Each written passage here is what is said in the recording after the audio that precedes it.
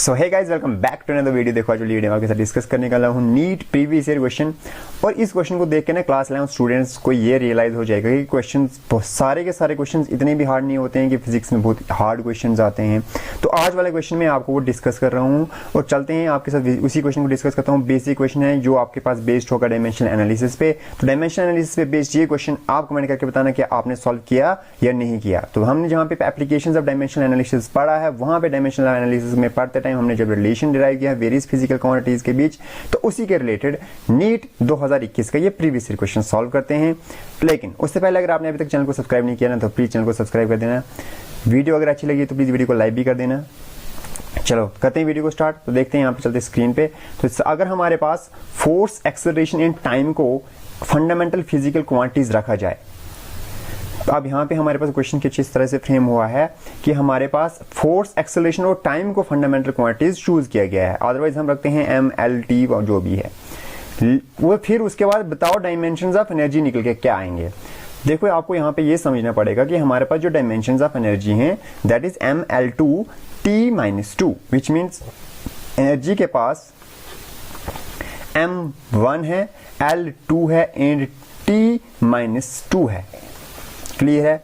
और हमें यहां पे निकालना है कि बताओ अगर फोर्स, एक्सेलरेशन और टाइम हमारे पास फंडामेंटल फिजिकल क्वांटिटीज भाई, तो फिर एनर्जी का डायमेंशनल फॉर्मूला क्या आएगा। बीच मींस ये कहना चाह रहा है energy is equal to force raise to power what, मतलब फोर्स के क्या डायमेंशन, एक्सेलरेशन के क्या डायमेंशन और टाइम के क्या डायमेंशन निकल आएंगे। F2, A10, T2, F1, T8 जो भी मर्जी आंख निकल के आएगा तो वही हमने चेक करना है। तो इस तरह के क्वेश्चन को हम कैसे सॉल्व कर सकते हैं, तो इस तरह के क्वेश्चन को हम सॉल्व करते हैं। मैंने इस यहाँ पे एमसीक्यूज के ये जो एमसीक्यू है इसके ऑप्शंस को इसलिए नहीं लिखा है क्योंकि बेसिक मैथ है, आपको कैलकुलेशन ही करनी है, तो रट्टे मारने वाली तो कोई बात है नहीं, तो सॉल्व करोगे न्यूमेरिकल निकल जाएगा।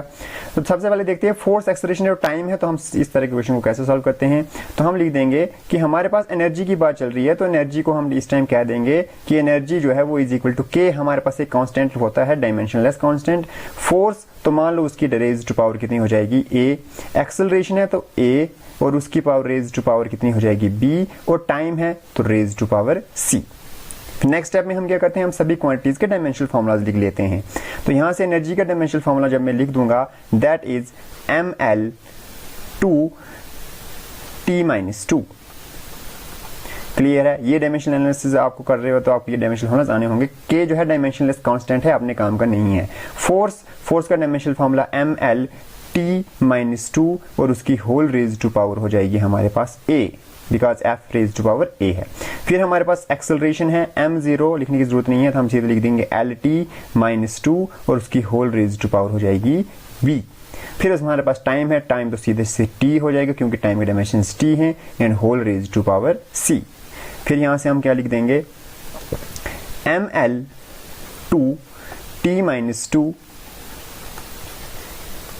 इज इक्वल टू, अब यहाँ पे हम m की पावर, l की पावर और t की पावर के एक साथ लिख देंगे। यहाँ से m की पावर a है और पूरे एक्सप्रेशन में कहीं m नहीं है तो बस खत्म हो गया।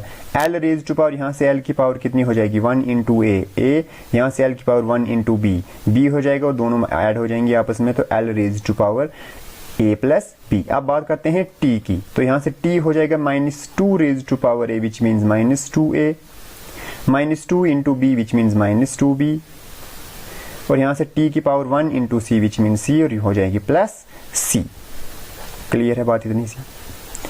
नेक्स्ट स्टेप में हम क्या करते हैं, नेक्स्ट स्टेप में हम यूज करते हैं प्रिंसिपल ऑफ होमोजेनिटी। तो प्रिंसिपल ऑफ होमोजेनिटी के मुताबिक जब कभी भी हम किन्हीं भी दो फिजिकल क्वांटिटीज को कंपेयर कर रहे हैं तो उनमें इन्वॉल्व जो क्वांटिटीज होंगी उनके डायमेंशंस सेम होने चाहिए। विच मीन्स यहां से कंपेयर करने पे हमारे पास यहाँ पे अगर m के पावर 1 है और यहाँ पे m की पावर a है तो हम लिख सकते हैं कि a और कुछ नहीं होगा 1 होगा। यहाँ से l की पावर अगर a प्लस b है तो हमारे पास l की पावर यहाँ 2 है तो हम लिख सकते हैं कि a प्लस b जो होगा वो हमारा 2 होगा।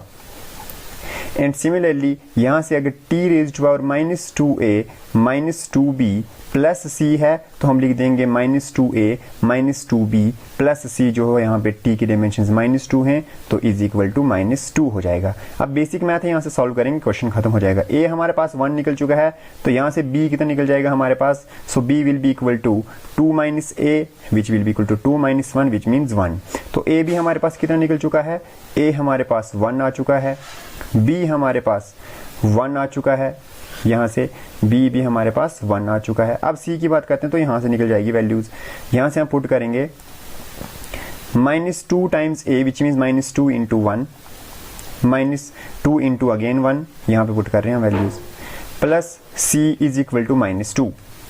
क्लियर है, यहाँ से हमारे पास -4 हो जाएंगे, plus c is equal to -2, therefore c is equal to +2। ठीक है जी, तो c के डायमेंशंस क्या निकले हैं, c विच मीन्स क्या निकला है +2।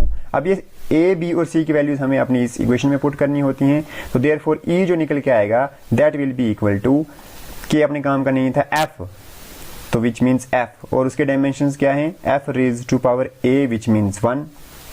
फिर हमारे पास एक्सेलरेशन है, मान लो capital A, acceleration a raise to power कितनी है, वो भी 1, क्योंकि b हमारा क्या निकल चुका था 1, और फिर हमारे पास आ जाएगा t, तो t रेज्ड पर कितना आ चुका है 2। तो फाइनल एक्सप्रेशन जो एनर्जी का निकल के आएगा that will be equal to, final dimension formula जो निकल के आएगा उस टाइम होगा FAT2। क्लियर है, और यही हमारा आंसर हो जाएगा। तो आई होप आपको क्वेश्चन समझ आया होगा, बहुत ही बिजी, बहुत ही इजी, बहुत ही बेसिक सा क्वेश्चन था ये। चलो इस वीडियो में इतना ही था, आई होप आपको समझ आया होगा। अगर वीडियो अच्छी लगी होगी ना तो प्लीज़ वीडियो को लाइक कर देना, अगर अभी तक चैनल को सब्सक्राइब नहीं किया तो प्लीज़ चैनल को सब्सक्राइब कर लेना, बेल आइकन को भी प्रेस कर लेना ताकि ऐसी और इंटरेस्टिंग वीडियो सबसे पहले आप तक पहुंच जाएं। तो मिलते हैं एक और ऐसी इंटरेस्टिंग वीडियो के साथ, तब तक के लिए टाटा बाय बाय।